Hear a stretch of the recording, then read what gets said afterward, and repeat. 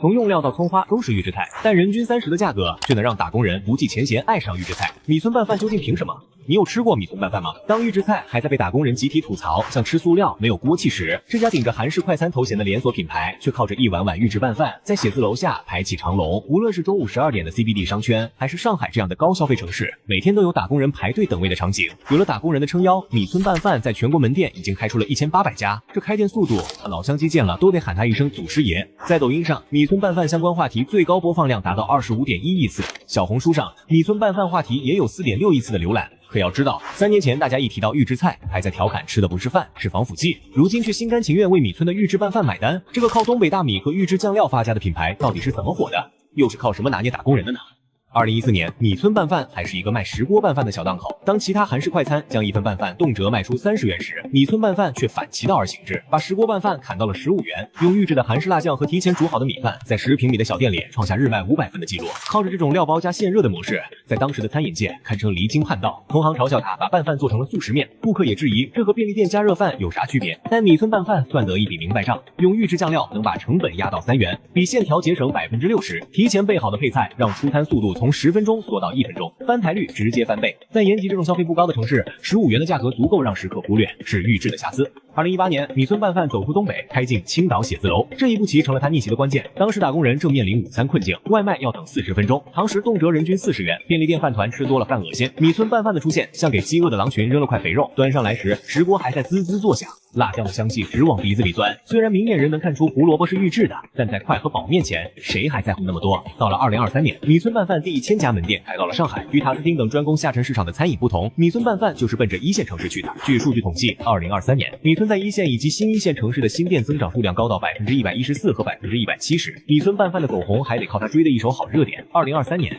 有网友拍到魏大勋在米村拌饭门店用餐，这组照片在网上迅速传开。米村官方很快抓住这一热点，在社交媒体上发文：“魏大勋来吃俺了”，还顺势推出了大勋同款套餐。一时间，门店客流量暴涨，很多粉丝专门冲着明星同款去打卡。北京商圈的一家米村拌饭，到了下午2点，客流依旧是满满当当。在北京想吃一顿米村拌饭，简直比登天还难。此后，米村又开始在小红书上强推米村神仙吃法，一些美食博主分享自己的搭配，比如米饭加免费的泡菜加玉米小粒，加免费的酸豆角，加免费的海带加鸡蛋，再挤入免费的拌饭酱，就能得到一碗低价的韩式拌饭。这些吃法在小红书上获得了大量点赞和收藏，米村官方主动转发，并在门店张贴小红书热门吃法推荐。这种民间创作加官方助推的模式，让米村拌饭从单调的快餐变成了可玩可晒的美食，吸引了更多年轻人前来尝试，也让大家在研究各种吃法的过程中，更加忽略了预制这回事。而米村之所以能让北京和上海的打工人都不计前嫌爱上预制菜，米村拌饭可是用了不少心思，他把预制菜的原罪变成了优势。过去预制菜被嫌弃，无非就是3点：口感像剩菜，调味太工业，吃着没温度。但米村用了一套组合拳，把这3个痛点一一化解。这第一点就是口感上，预制菜最大的问题就是蔬菜软塌，肉质发柴。但米村玩了个障眼法，像石锅里的菠菜、豆芽都是提前焯水后过冰水，保持脆嫩口感，再分装冷藏。顾客点单时用热油快速翻炒10秒，看起来就像现做的烤牛肉拌饭里的牛肉。用的是预制的低温慢煮肉，提前用韩式酱料腌制24小时。虽然是预制的，但咬下去能吃出汁水，比很多现炒的牛肉还嫩。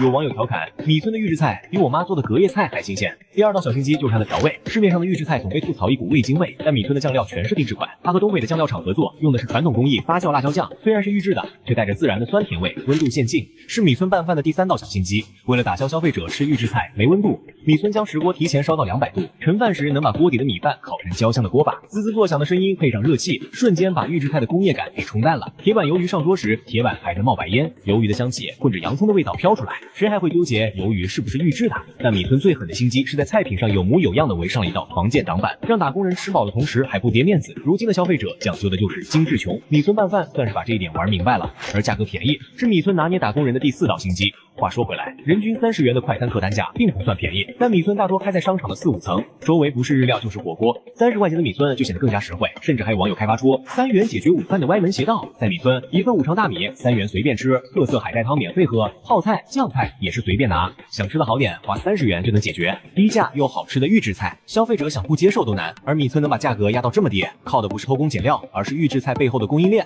为了不影响菜品的质量，米村每天都有新鲜蔬菜，是门店直采的，而肉食、鱿鱼、酱料等主要食材保质期在7天以上，因此物流基本都是1周配送一次。包括先前网上爆火的视频，米村家的葱花都是用预制的，也是是背后的供应链统一配送，而这也是为什么米村拌饭能做到全国每家门店口味都一致的原因。米村拌饭的走红，其实是给预制菜行业上了一课。预制菜不是原罪，原罪是用敷衍的态度、超高的价格来做预制菜，欺骗消费者。当然，这一点上米村也不是没有争议。有人说他的预制菜吃多了会腻，也有人吐槽他的口味太单一。但这些争议恰恰说明预制菜还有进步的空间。在黑猫平台上，关于米村拌饭的投诉多达284条，其中有多条是吃到异物，但更多的还是服务员态度问题。有消费者反映，6月份在米村点的外卖烧牛肉、炖土豆，在快吃完时发现有一枚订书钉，但米村客服态度却十分嚣张，拒绝赔偿。还有一位网友在店里就餐，吃出异物塑料片，顾客要求赔偿，店里却拒绝。未来的米村想要彻底抓住消费者，还得解决食品安全问题。总的来说，米村拌饭的意义对于打工人来说，不只是一顿便宜的午饭，它更像一个信号。在快节奏的城市里，我们不必在吃得好和吃得快之间二选一，预制菜也能做出让人满意的味道。